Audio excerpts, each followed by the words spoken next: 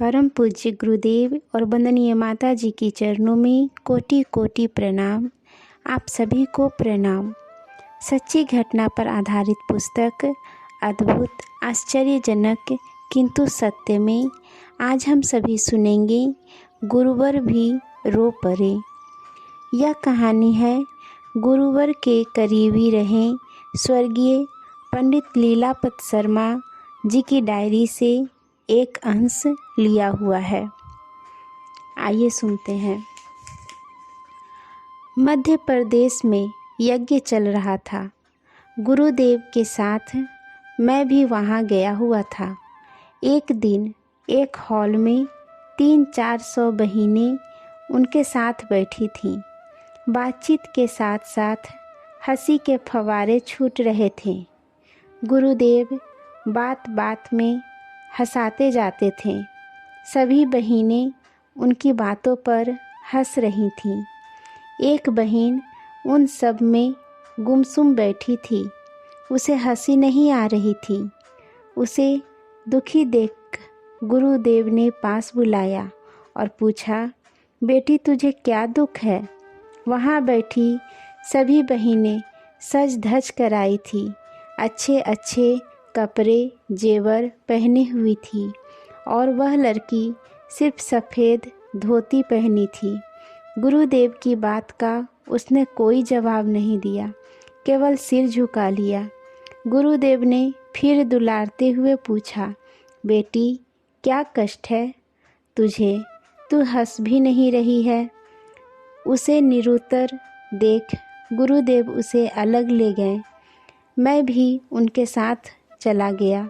मैं हमेशा उनकी हर एक बातचीत सुनने का प्रयास करता। उनसे काफ़ी कुछ सीखने को मिलता था। अलग ले जाकर उन्होंने उससे पूछा, बेटी बता तुझे क्या दुख है? तेरे सारे दुख दूर कर दूंगा। उसने लंबी सांस ली, फिर बोली, गुरुदेव मुझे कोई दुख नहीं है। उसकी आंखें आंसुओं से डबडबा आई। गुरुदेव के बहुत दबाव डालने पर उसने बताया कि उसकी शादी बहुत बचपन में ही हो गई थी। उसके पति का स्वर्गवास हो चुका है और अब वह स्वनिर्भर जीवन जी रही है। एक विद्यालय में शिक्षिका है और अपना सब काम स्वयं करती है। विधवा होने का दुख तो वह झेल ही रही थी, मगर समाज की बेरुखी से वह बुरी तरह टूट चुकी है। वह कह रही थी, मैं 100 अखंड ज्योति मंगवाती हूँ। उसे लेकर सुबह किसी के घर जाती हूँ तो सभी मुझसे नाराज़ होते हैं कि तू विधवा है। सुबह सुबह आकर मुंह दिखला दिया, न जाने आज का दिन कैसा बीतेगा। सब गाली भी देते हैं। मैं चुप होकर सुन लेती हूँ और वापस चली आती हूँ। शाम को अखंड ज्योति बांटने जाती हूँ, तब भी वे यही कहते हैं कि शाम को आकर मुंह दिखला दिया, कल से हमारे घर मत आया कर। वह सिसकते हुए कह रही थी। जहाँ जाती वहीं सब मुझसे नफ़रत करते हैं। पत्रिका बांटने घरों में न जाऊं तो उनके पैसे अपने वेतन से भरने पड़ते हैं। अपने खर्च में कटौती करनी पड़ती है। समाज की इस नफ़रत को लेकर जीने की इच्छा नहीं होती। कभी कभी सोचती हूँ कि आत्महत्या कर लूँ, पर आप कहते हैं आत्महत्या पाप है, मगर मैं जीऊँ तो कैसे? बोलते बोलते वह फूट फूट कर रोने लगी। उसके साथ साथ गुरुदेव भी रोने लगे। मेरे भी आंसू नहीं रुक रहे थे। गुरुदेव ने उससे कहा, चल बेटी मेरे साथ चल। फिर हॉल में सबके बीच आकर वे कहने लगे, बेटी मैं अपनी बात नहीं कहता, वेद की बात कहता हूँ। तू तो गंगा जैसी पवित्र जीवन जीती है, श्रम करती है, लोक मंगल का कार्य करती है, ब्रह्मचर्य से रहती है। तू साक्षात गंगा है।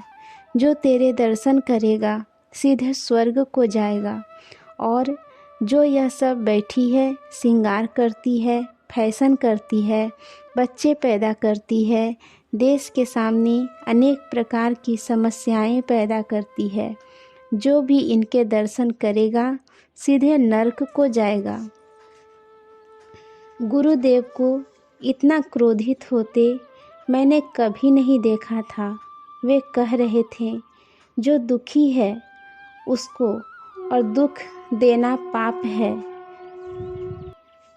जो यह कहता है कि विधवा को देखने से पाप लगता है, वह सबसे बड़ा पापी है। बेटी, तू तो शुद्ध है और पवित्र है। उनकी इस बात पर वहाँ बैठी सभी बहनों ने गर्दन नीचे कर ली। थोड़ी देर बाद गुस्सा ठंडा होने पर उन्होंने उनसे कहा, कहो बेटियों, आपको क्या कहना है। इस पर किसी ने कुछ नहीं कहा। सभी शांत होकर बैठी रहीं। थोड़ी देर बाद जब उठकर जाने लगी तो मैंने दरवाजे तक जाकर उनसे कहा, बहनों, गुरुदेव की बातों का बुरा नहीं मानना। वे गुस्से में हैं, लेकिन उनकी बातों पर विचार करना। वे लज्जित होकर बोली, भाई साहब, गुरुदेव की बातों का बुरा क्यों मानेंगे? उन्होंने तो सही बात कही है।